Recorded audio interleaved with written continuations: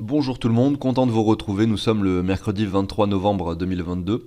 On a un Bitcoin qui reprend un peu de valeur finalement, qui avait été chercher ici les 15 500 dollars ici, donc sur un nouveau plus bas encore par rapport au plus bas précédent, et qui aujourd'hui se reprend un petit peu pour retrouver le niveau des 16 500. Donc finalement réintégrer cette sorte de range qu'on a. On peut pas dire qu'on a eu une réelle cassure baissière ici.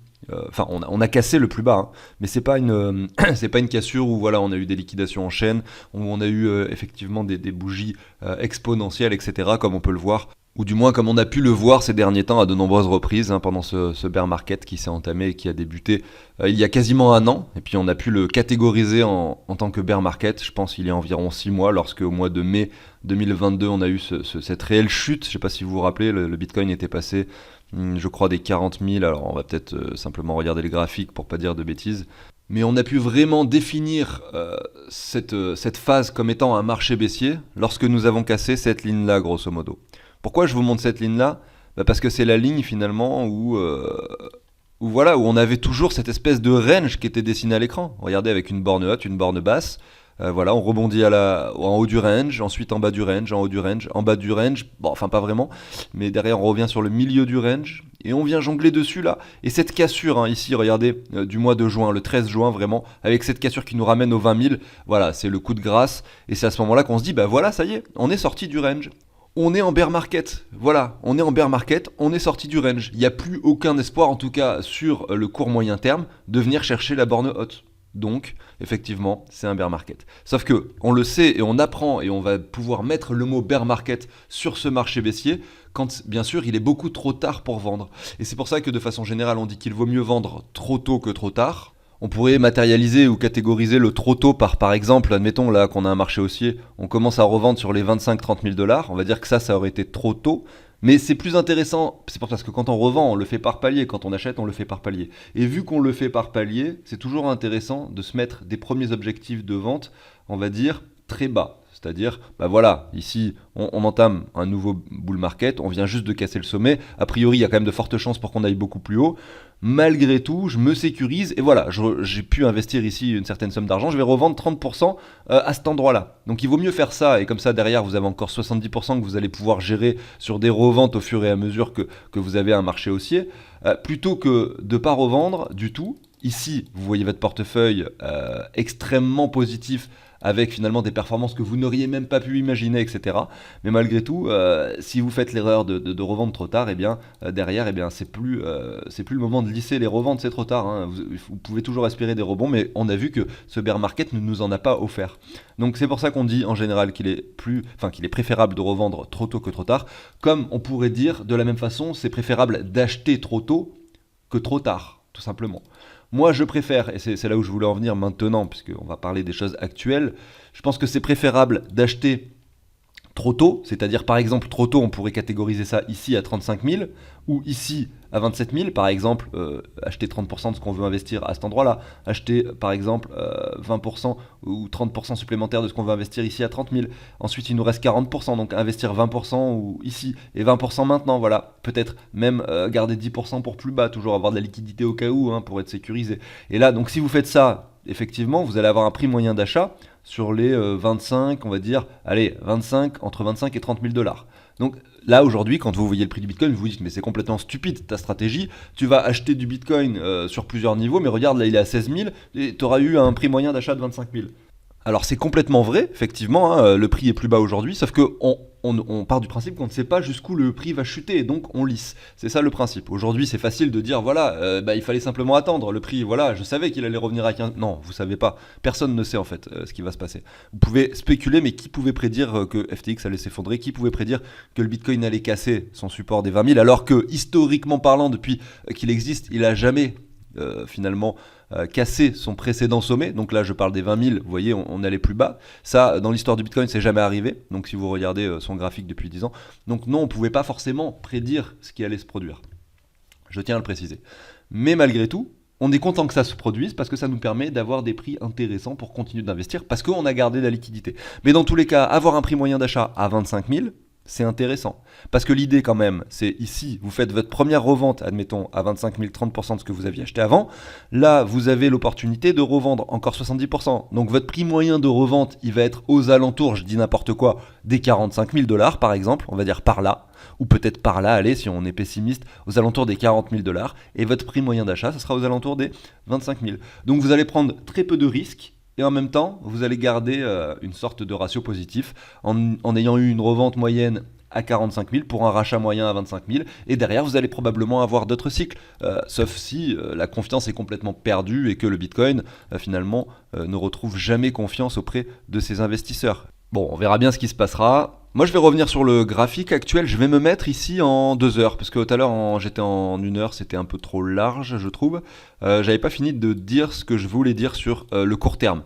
Sur le court terme, là, en fait, je suis parti dans une émission là où j'ai pas expliqué de programme et où je parle directement du Bitcoin. Mais aujourd'hui, donc je vais vous passer la petite intro par la suite.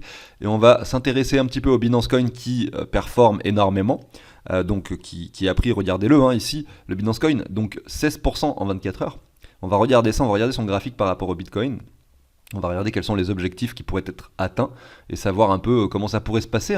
On le sait, il faut toujours se rappeler de ce qui s'est passé les années d'avant ou les mois d'avant. C'est-à-dire que quand il y a quelque chose qui performe énormément, même si tout le monde est bullish dessus, à un moment donné, il faut se résoudre à se dire que ça peut être intéressant de le revendre.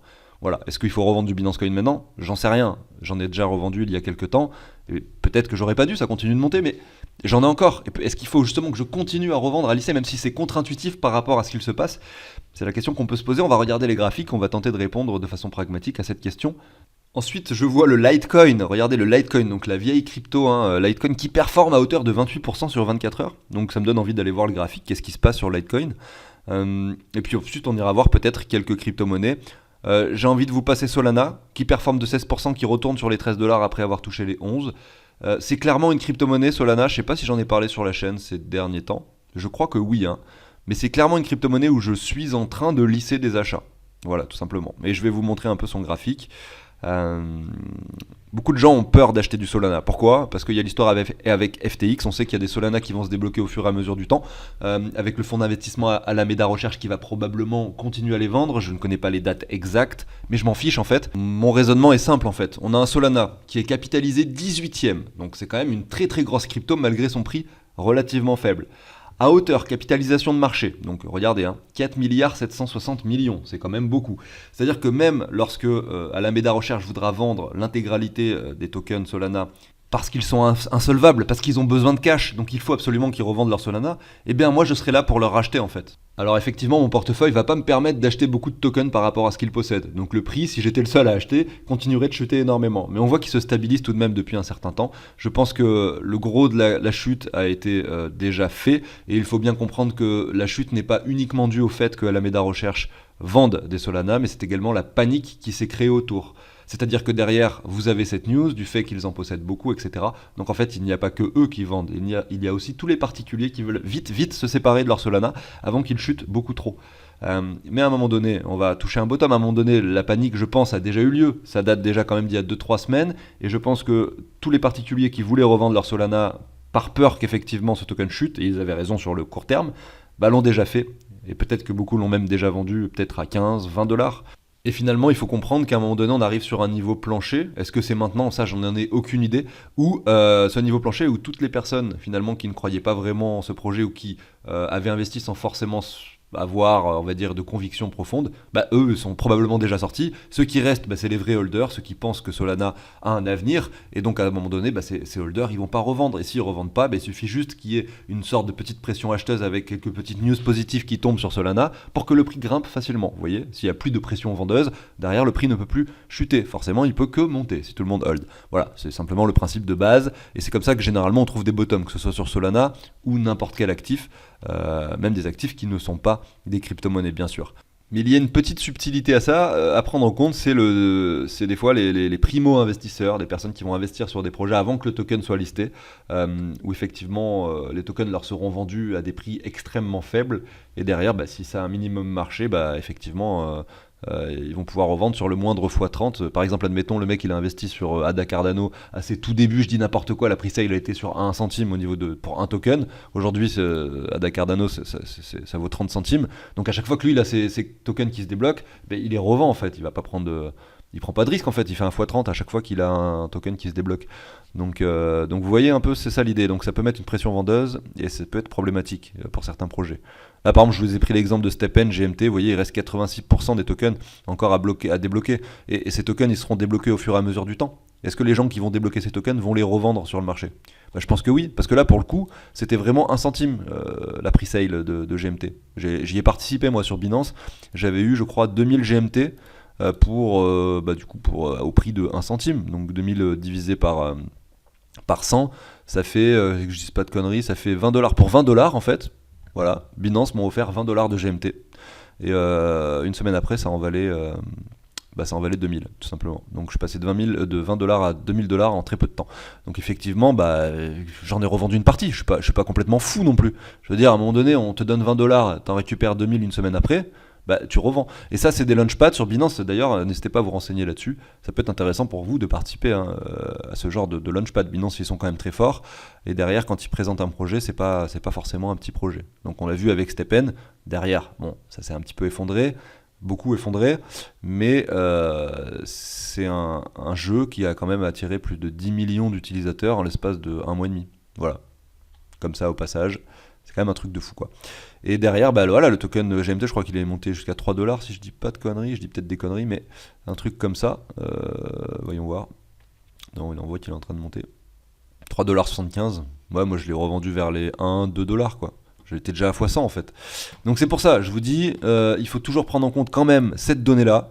Soit vous êtes soit vous faites partie des primo-investisseurs, vous pouvez l'être sur Binance ou sur d'autres launchpads, et dans ce cas-là, vous faites partie des gens pour qui vous avez les tokens qui se débloquent au fur et à mesure, et vous les revendez, là c'est parfait. Soit si vous ne faites pas partie, ça vaut le coup quand même d'aller sur le site Token Unlock et regarder combien de tokens sont bloqués par les primo-investisseurs, et voir un petit peu comment ça va se passer. Bon après c'est pas forcément, il faut regarder un peu ce qui est écrit. Private sale ici, ça correspond donc à 942 millions de GMT. Vous voyez, c'est la partie qui est grise ici. Donc ça, c'est les tokens qui se débloquent au fur et à mesure du temps. Derrière, vous avez Move and Earn. Donc là, je sais pas, c'est les tokens qui sont distribués dans le jeu. La partie bleue. C'est pour ça qu'il faut quand même regarder comment est-ce que c'est distribué, comment l'inflation est présente sur chacun des tokens. Voilà. D'ailleurs, je vois également ici que la partie verte en bas, c'est le Binance Launchpad. Donc vous voyez que tous les tokens étaient débloqués directement. C'est pour ça que je vous dis, en fait, moi j'ai pas eu finalement j'ai pas eu de blocage ou de lock sur les tokens que j'ai eu sur Binance. Parce que directement, ils les ont donnés aux utilisateurs. Ils ont pu les trader instantanément. Donc on voit que ceux pour qui les tokens se débloquent, vous voyez que par exemple les private sales, effectivement ça se débloquera ici, si je me mets ici, le 4 mars 2023. Donc en fait au niveau des GMT par rapport aux investisseurs privés, etc., ils n'ont pas encore eu leur part du gâteau, ils ont investi de l'argent dans ce projet, probablement fin 2021, pardon, et les tokens vont commencer à se débloquer seulement en mars 2023, donc quasiment 1 an et demi, 2 ans, où ils s'assoient sur leur argent, ils ont investi en disant voilà, pour l'instant les tokens ne sont pas débloqués, c'était ça le contrat initial, je vais attendre que mes tokens se débloquent, et petit à petit ça va se débloquer, ils vont pouvoir revendre, au moins pour récupérer leur investissement de départ, je suppose, parce que c'est quand même ça le but, c'est les investisseurs n'investissent pas pour rien. Ils peuvent investir pour plusieurs raisons, mais la raison principale, elle est financière derrière, c'est de pouvoir générer des profits. Donc là, ils pourront a priori le faire. Le token est quand même 38 fois supérieur au prix auquel on a pu l'acheter sur Binance. Et peut-être que les investisseurs privés, ils l'ont encore acheté moins cher, peut-être 2 fois moins cher que nous encore, vous voyez. Donc en fait, peut-être qu'ils vont faire 1 fois 80 là en le revendant à ce prix-là. Bref, on n'en sait rien de toute façon, mais simplement pour vous montrer ça, c'est vraiment un site très intéressant. Et là, je vous ai montré STEPN et GMT, mais en fait, voilà, c'est peut-être pas ce qui vous intéresse. Vous avez tout sur le site. N'hésitez pas à aller voir. Token Unlock, ça s'appelle. Version bêta. J'ai même pas créé de compte. Aussi bien, je peux parrainer des gens et avoir des avantages, mais honnêtement, je l'ai même pas fait. Je le ferai probablement dans d'autres émissions, si c'est possible. Donc voilà pour ça. Au niveau du prix du Bitcoin, donc on va faire ça rapidement. On voit qu'on est dans un range. Alors le range, pour l'instant, il n'est pas bien matérialisé. disais, on peut plutôt se mettre une sorte de triangle que l'on a cassé par le bas ici le 21 novembre, donc avant-hier. Donc c'était un peu l'incertitude, on se disait est-ce qu'on va aller chercher des nouveaux plus bas, etc. On n'a pas eu de vrai, voilà, comme je le disais, de bougie exponentielle ici. On a formé un W, on a réintégré les prix précédents. Donc ça veut dire, voilà, peut-être fausse alerte, on est venu chercher un niveau plus bas pour, peut-être que beaucoup de monde ont pensé au retour aux 14 500 assez rapidement. Ça n'est pas le cas, voilà, on est en train de se dire, en fait, peut-être que le bottom, il est pas loin, et peut-être qu'on va même pas aller chercher les 14 500. Moi, je serais, on va dire, d'avis de penser que c'est possible, en tout cas, qu'on ait un Bitcoin qui range comme ça, qui vienne nous faire une sorte, je vais dézoomer un petit peu, et je vais surtout supprimer mes lignes, une sorte de tendance baissière, comme ça, vous voyez, avec à chaque fois des nouveaux plus bas. Allez, 15 300, bim, ensuite 15 200, j'en sais rien, je dis n'importe quoi, après 14 800, et bim, en fait, on vient chercher derrière le bottom qui se trouvera, admettons, ici, et ensuite on part aux 30 000. Et là, et à ce moment-là, il y aura plein de monde qui n'auront pas pu saisir l'opportunité d'achat à 14 500, à 14 000, et tous les niveaux en dessous sur lesquels beaucoup de monde espère pouvoir peut-être avoir du Bitcoin. Bref, j'arrête avec ça, j'en ai fini du coup, je vous passe l'introduction qui n'a plus aucun sens désormais maintenant. Pensez à l'abonnement au like si le contenu vous plaît. Je vais enchaîner avec le Binance Coin et ensuite on va aller voir le Litecoin.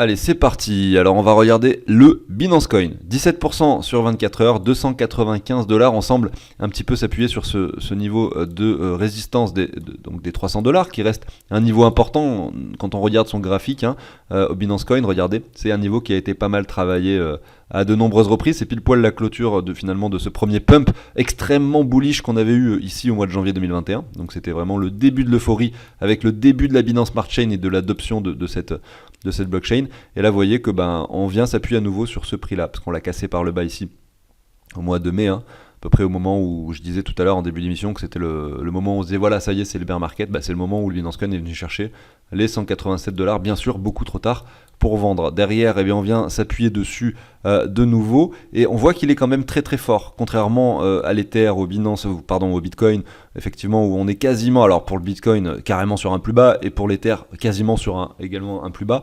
Lui se comporte vraiment très très bien. Et on le voit notamment sur son graphique par rapport au Bitcoin. Il fait encore, en tout cas peut-être sur la clôture de dimanche prochain, un sommet au niveau de son prix par rapport au Bitcoin. C'est vraiment un truc de fou, quoi. On a vraiment un Binance Coin qui se porte vraiment très très bien, comme jamais il ne s'est porté auparavant, malgré son prix bien plus faible que son ATH au niveau du prix donc par rapport au dollar. On est sur quelque chose d'extrêmement bullish ici. On a les 100% de Fibo ici qu'on est venu atteindre de façon très précise. J'essaie de voir ce que ça donne si je me mets comme ça. Ça a moins de sens. Donc on va rester sur notre solution de départ. On a bien nos 100%. Et en fait, 100% ça veut dire quoi? Ça veut simplement dire que cette vague-ci, tout simplement, est similaire. Regardez, je la prends, je la copie, je la colle. Je la positionne sur mon point de C, de ma vague C ici. Voilà, cette vague-ci est similaire finalement à cette vague-là. C'est pour ça qu'on a 100% en fait. C'est exactement ça que ça veut dire. Et c'est très propre. C'est vraiment très propre. Sauf qu'aujourd'hui, on peut se dire que, voilà, on va dire que si j'étais un nouvel arrivant dans le marché des cryptos, que je souhaitais investir de l'argent avec les connaissances que j'ai actuellement, c'est clairement pas la crypto-monnaie que je choisirais en priorité, le Binance Coin. Juste en voyant ce graphique en fait. Quand on voit son graphique par rapport au dollar, on se dit mais ça a l'air intéressant quand même, il se porte beaucoup mieux que les autres. La Binance Smart Chain, c'est un truc d'avenir. Binance n'a jamais finalement été comme c'est aujourd'hui, c'est-à-dire leader incontesté du marché centralisé, et peut-être qu'il se développe de plus en plus dans la partie décentralisée avec Trust Wallet et également avec le Binance Dex, etc. Beaucoup de choses derrière Binance. Donc effectivement, tout ça c'est positif, mais il ne faut pas se baser que sur ça, je pense. Et regardez les graphiques par rapport au Bitcoin, c'est très très parlant. Et là on voit que par rapport au dollar, on a quelque chose qui pourrait nous donner envie d'investir. Malgré tout, qu'est-ce qu'on voit ici? Je vais quand même analyser ce graphique par rapport au dollar. On va regarder ça ensemble. Je vais enlever du coup cette ligne qui était donc la ligne du prix actuel, qui est également assez pertinente. On va se mettre un Fibo. Voilà, on regarde ça. On voit qu'on n'est pas revenu chercher la zone de rechargement. Donc déjà, bon, ça c'est pas forcément bon signe. Ça veut simplement dire que le rallye est peut-être un peu trop puissant ici. On aime bien voir des retours dans les zones de rechargement. Ça n'arrive pas à chaque fois, des fois ça n'arrive pas, on continue de monter, on vient chercher des ATH, c'est possible. Ici on voit que sur cette mèche, bim, on est venu chercher en dessous des 61,8 et qu'on a clôturé dessus. Ça c'est plutôt intéressant. En plus on résiste sur ce niveau des 61,8, 265 $. On résiste dessus, aujourd'hui on vient chercher les 300. Donc oui, c'est assez intéressant de voir ce graphique. Moi, j'aurais bien aimé, pourquoi pas, voir un retour réellement dans cette zone de rechargement avec un prix qui se stabilise entre les 265 et les 229. Là, pourquoi pas investir? Clairement, là, c'est peut-être un bon niveau pour investir. Pourquoi pas? Parce que si derrière on a ce W qui se confirme, ensuite on peut imaginer revenir chercher les précédents sommets, etc. En tout cas, c'est la conclusion qu'on peut en tirer lorsqu'on regarde uniquement le graphique du Binance Coin par rapport au dollar. Mais moi, quand je vois ce graphique du Binance Coin par rapport au Bitcoin, en fait, j'ai même plus du tout envie de l'analyser par rapport au dollar et j'oublie toute optique d'investissement, en fait, tout simplement. On peut s'amuser également à regarder le Binance Coin par rapport à l'Ether. Et on va regarder ça ensemble. On n'est pas sur un ATH, mais presque. L'ATH, c'était ici en avril 2021. Mais effectivement, le Binance Coin, depuis ici le 28 mars 2022, se comporte extrêmement bien par rapport à l'Ether. Il a pris 100%, il a doublé sa valeur par rapport à l'Ether en l'espace de... Donc le mois de mai, en l'espace de 6 mois, 6-7 mois. Donc ça veut dire quoi? Ça veut dire qu'au niveau de la capitalisation, on a un Binance Coin qui se rapproche de plus en plus de l'Ether. Et qu'à un moment donné, si ça continue comme ça, on pourra pourquoi pas voir un Binance Coin finalement qui passe numéro 2 dans le classement des cryptos. Mais c'est pas pour tout de suite, on voit qu'il y a quand même encore 100 milliards de différence au niveau de la capitalisation. Donc clairement, c'est pas pour tout de suite. Et quand on voit cette hausse qui s'est opérée à la fois sur le graphique du Binance Coin par rapport à l'Ether et du Binance Coin par rapport au Bitcoin, on peut se dire que ça pourrait prendre plus de temps. Peut-être qu'un retracement pourrait s'opérer.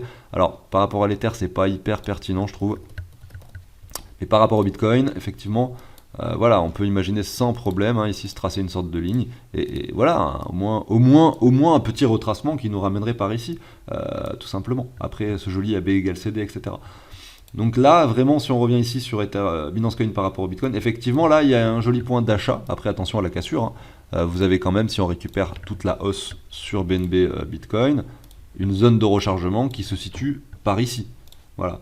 Donc si on rentre dans un contexte où on a des altcoins un peu bearish, enfin un Bitcoin qui reprend sa dominance, un Binance Coin qui revient sur les 0,8 ou enfin 2,08 ou 2,05, c'est possible. Donc prudence. Vraiment, c'est quelque chose pour moi. C'est un scénario plus probable, en tout cas, plutôt que de voir un Binance Coin qui retrouve son ATH prochainement. Et là, si on prend le cas le plus optimiste, on va mettre 2,08, on multiplie donc, on va dire ce que le Bitcoin vaut 16 000 $ à ce moment-là, ça ferait 128 $ pour un Binance Coin. Et on va dire le cas pessimiste, donc admettons qu'on revienne au 0,05. Après, on peut même aller sur les 85,4, 0,0037. Mais je vais même pas en parler. On va dire, on va mettre 2,05. Voilà, je prends le chiffre exact et je multiplie ça du coup par 16 000. Voilà, donc là ça nous ferait un Binance Coin sur les 80 $. Est-ce que moi, si je mets sur la miniature de cette vidéo le titre Binance Coin 80 $ dans 6 mois, est-ce que vous allez m'insulter? Je pense que oui, donc je vais pas le faire. Mais clairement, voilà, c'est quelque chose de possible, il faut en rester conscient, pardon. Et si on regarde le Binance Coin par rapport au dollar, au mois de décembre 2020, janvier 2021, regardez, il valait 36 $. Et là, crash Covid, il avait touché les 5 $ si je dis pas de conneries. Donc un retour sur les 80 $, c'est pas si déconnant. Il avait touché les 7,5. Voilà. Donc quand on a un portefeuille de crypto-monnaie, on essaye quand même de diversifier. Et je pense qu'aujourd'hui, avoir un portefeuille qui est composé de, allez, on va dire 30% de Binance Coin, c'est un portefeuille méga risqué, quoi. Mais vraiment très très risqué. Je pense que ce serait dangereux d'avoir un portefeuille composé à 30% de sa valeur backé par du Binance Coin, tout simplement. Donc on verra ce qui se passe. Moi, je reste optimiste sur l'avenir de la Binance Smart Chain, de Binance et tout ça, mais je m'attends quand même à un petit retracement et j'ai hâte de voir ce qui va se passer là-dessus. Et effectivement, il y aura peut-être des opportunités d'investissement à saisir, puisque ça reste une crypto en laquelle je crois énormément, en la capacité de Binance, avec leur marketing agressif et leur savoir-faire, d'avoir finalement un Binance Coin qui continue à être burn et qui continue à performer sur le long terme. Ça, je le précise tout de même. On va continuer avec le Litecoin qui a performé en solitaire et ensuite on terminera avec Solana. Donc je vais mettre LTC. On va le regarder du coup par rapport au dollar. Sur Binance, tac par exemple. Là on est en 2 heures, on va se mettre en daily. Alors je me suis même mis en weekly ici. Et on voit qu'en fait, là, ouais, effectivement, on a une grosse bougie qui se dessine, mais on observe quand même que les prix du Litecoin, donc des 59-60 $ que l'on a connus entre le mois de juin et maintenant, c'est les prix qu'il avait avant le bull run, avant la phase haussière. Donc la question qu'on peut se poser, quand on voit un graphique comme ça, quand vous voyez un graphique comme ça avec une crypto qui est assez ancienne, avec un prix actuel qui est sur le même niveau que le prix avant bull run, eh ben, il faut absolument regarder cette crypto par rapport au Bitcoin.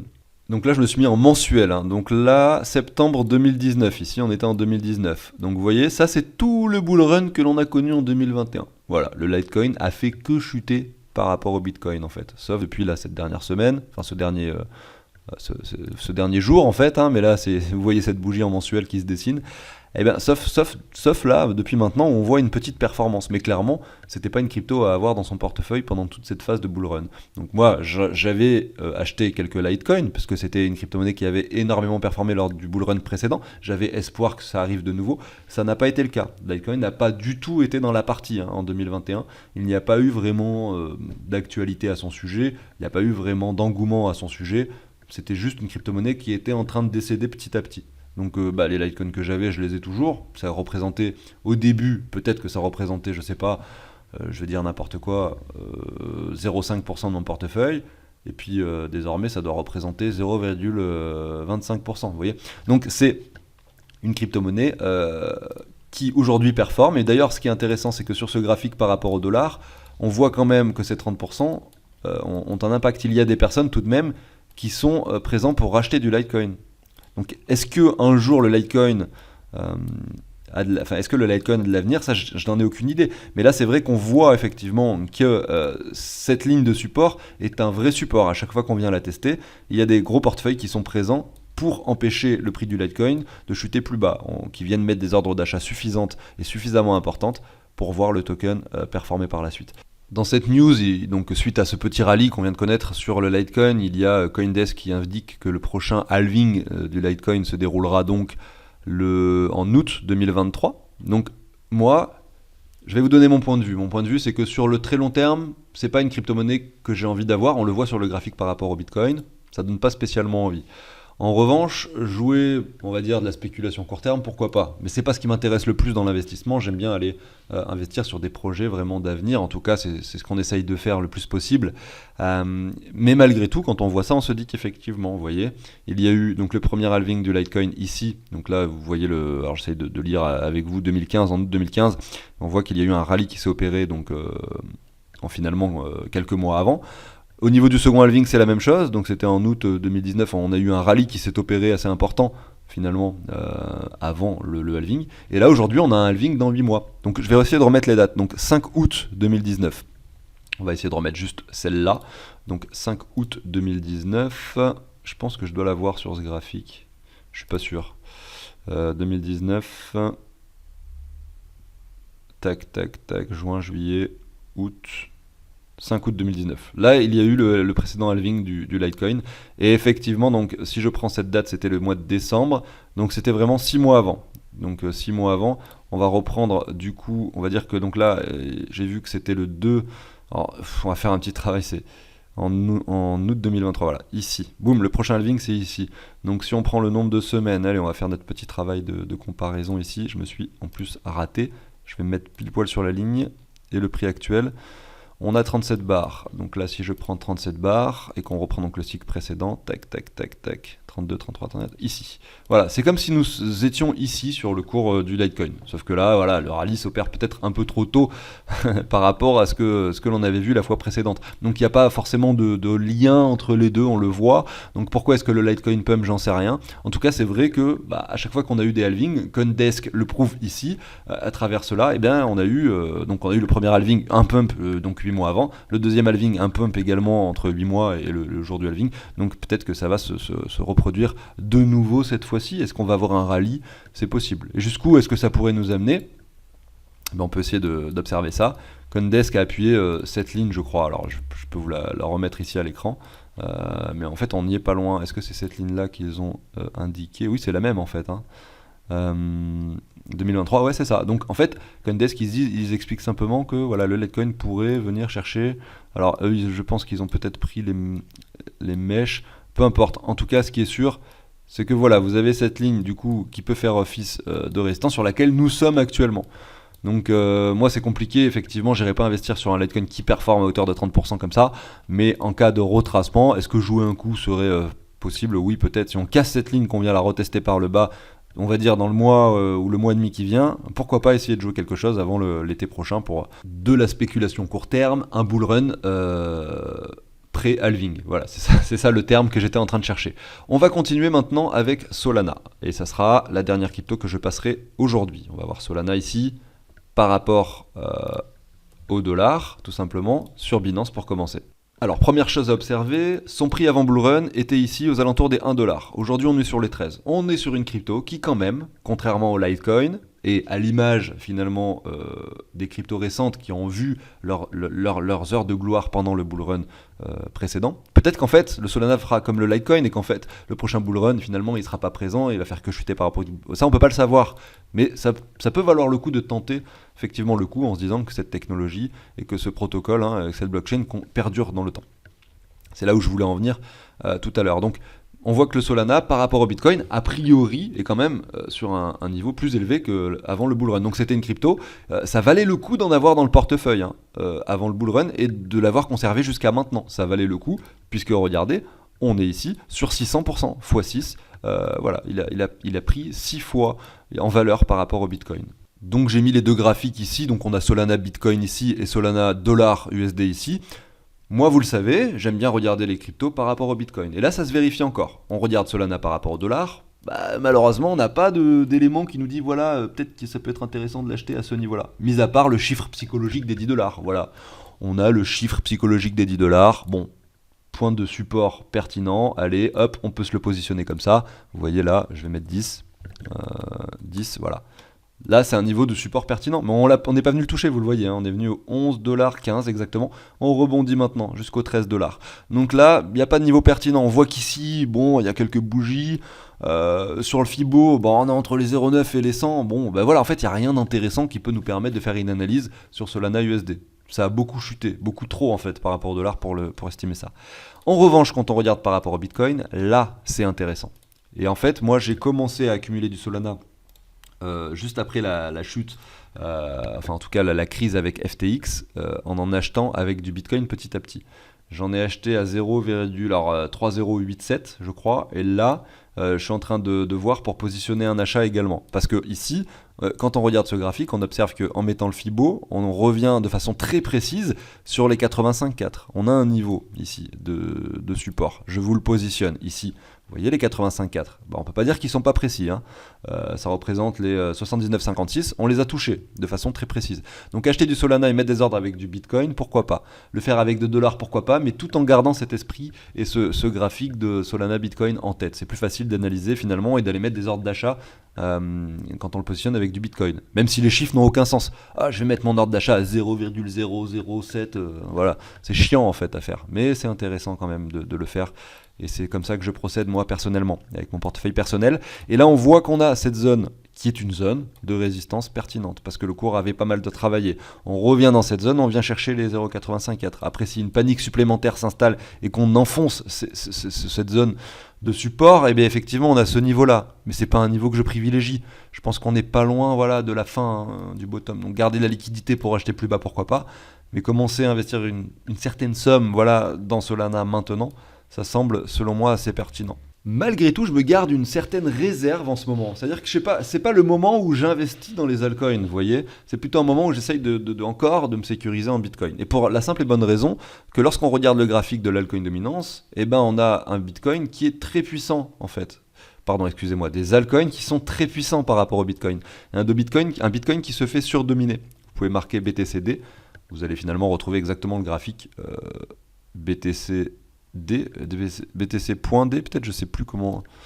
BTC.D, voilà, regardez, le Bitcoin est au plus bas finalement. On est quasiment sur un bottom là, regardez. Je vous mets la ligne historique bottom du Bitcoin par rapport aux altcoins, c'est ici. La ligne actuelle, c'est là. Vous voyez que c'est un niveau, on est sur un niveau de support historique ici. Donc est-ce que le Bitcoin va reprendre sa dominance? Est-ce que le Bitcoin va à nouveau dominer le marché des cryptos?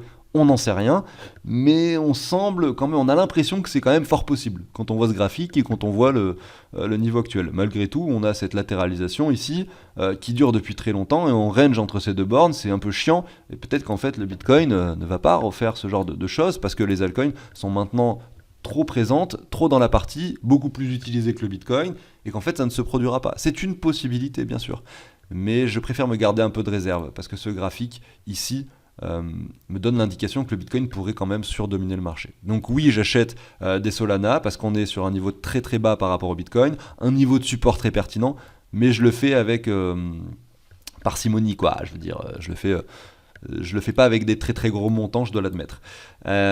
Ceci étant dit, j'arrive sur la fin de l'émission. Je vous ai passé pas mal de choses aujourd'hui. Solana, on a vu Binance Coin, on a vu le Litecoin. J'espère que ça vous a plu. Pensez à l'abonnement, au like si le contenu vous plaît. C'était une émission un peu plus anarchique et beaucoup moins préparée que d'habitude. N'hésitez pas à me dire si ça vous plaît tout autant ou si vous trouvez quand même que c'est moins bien que d'habitude. Ça me permettra moi de faire pourquoi pas différemment. Quand j'enregistre des émissions comme ça qui durent 30-35 minutes, j'ai pas le courage de les réécouter en entière, notamment parce que je déteste m'écouter, et en plus, parce que je sais déjà à peu près tout ce que je vais dire, donc c'est ennuyant pour moi en fait de la regarder bien sûr. N'hésitez pas à vous abonner, à liker si le contenu vous plaît, je vous souhaite une excellente journée, à très bientôt sur la chaîne, allez salut tout le monde.